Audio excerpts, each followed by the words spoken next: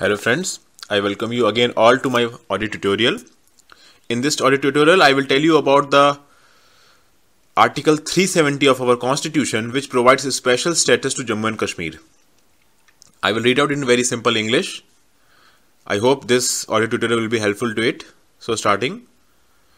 The state of Jammu and Kashmir enjoys truly federal constitutional relations with the Union, owing to its strategic location, that is, it is sharing border with both India and Pakistan. The state of Jammu and Kashmir was able to maintain its independence by not joining either the dominion of India or the dominion of Pakistan at the time of independence. But due to the problem of forced annexation by Pakistan, Jammu and Kashmir had to sign an instrument of accession with India, and it became a part of India.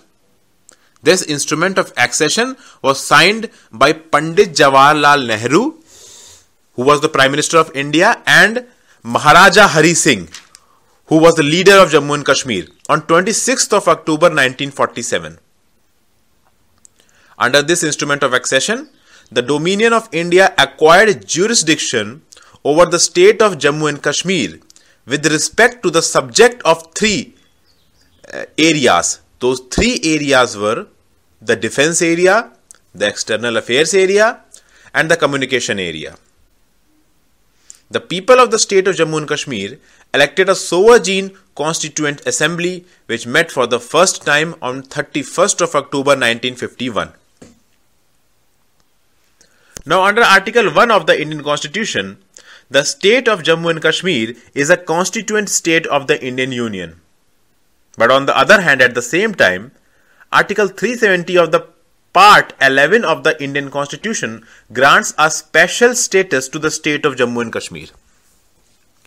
This status has been provided on the basis of an agreement concluded at the time of Jammu and Kashmir's accession to the Indian Union. The following are some of the features of the special relationship between the Union of India and Jammu and Kashmir. So before I telling these features of the special relationship, first of all I would like to tell you that the issue of Jammu and Kashmir, that is the state of Jammu and Kashmir, has been mentioned twice in the Indian Constitution. First of all, it has been mentioned under Article 1 of the Indian Constitution. The Article 1 of the Indian Constitution says that the state of Jammu and Kashmir is a constituent state of the Indian Union.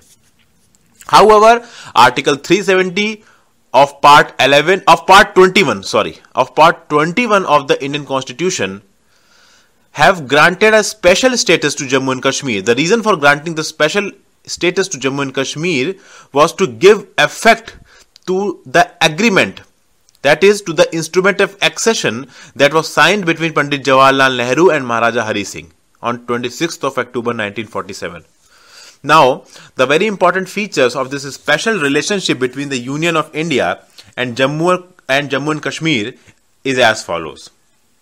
The very first, Parliament cannot make law with regard to Jammu and Kashmir on subjects in the state list. This is the first thing. That is, the Parliament of India can make laws on the subjects of state list of any states of the India when Rajya Sabha passes a resolution and all other clauses. But this thing is not applicable when it comes to the legislation or making laws on the subjects that are mentioned in the state list of Jammu and Kashmir. Second, the residuary power lies with the legislature of the Jammu and Kashmir and not with the Parliament.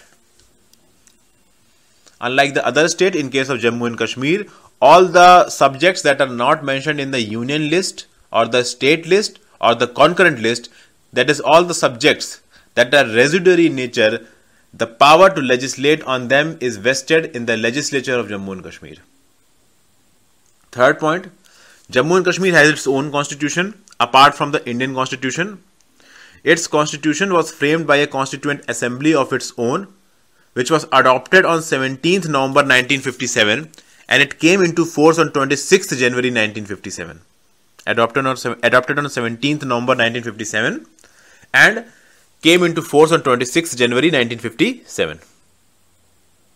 Fourth point, Jammu and Kashmir follows dual citizenship.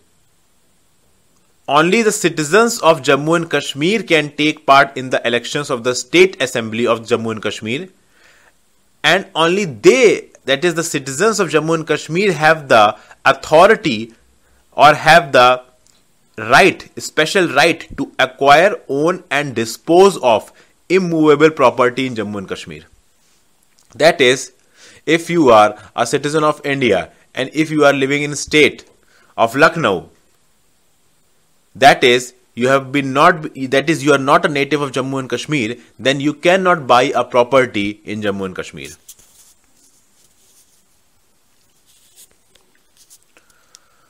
Fifth point, only national emergency proclaimed on grounds of war or external aggression shall have automatic extension to Jammu and Kashmir. National emergency proclaimed on the basis of armed rebellion shall not be automatically extended to Jammu and Kashmir.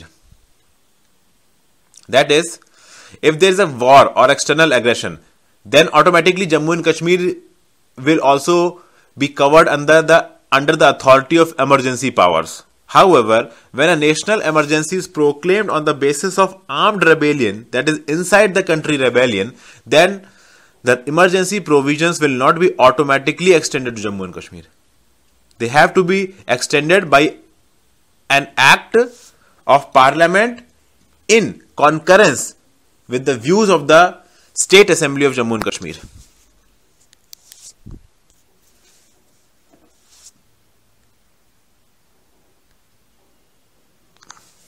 Sixth point, apart from the President rule, Governor's rule can also be imposed for a maximum period of 6 months in case of constitutional breakdown in the state. That is,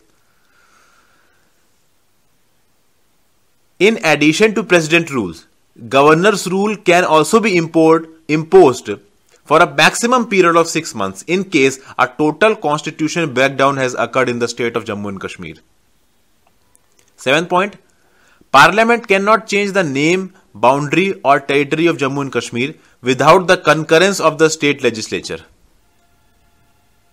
Eighth point, the state government shall be consulted by the centre before appointing a person as the governor of Jammu and Kashmir. Ninth point, no preventive detention law can be made by the Parliament, or no preventive detention law that is made by the Parliament can have automatic extension to Jammu and Kashmir. And the 10th point, the Union has no power to proclaim a financial emergency to Jammu and Kashmir. That is, financial emergency cannot be proclaimed by Union in Jammu and Kashmir. So these are the special provisions that are granted to the state of Jammu and Kashmir, and these are basically mentioned in Article 370 of Part 21 of the Indian Constitution, and the special provisions which are related to other states of the Indian Union I will tell in my next audio tutorial. Thank you. Hello friends, I welcome you again all to my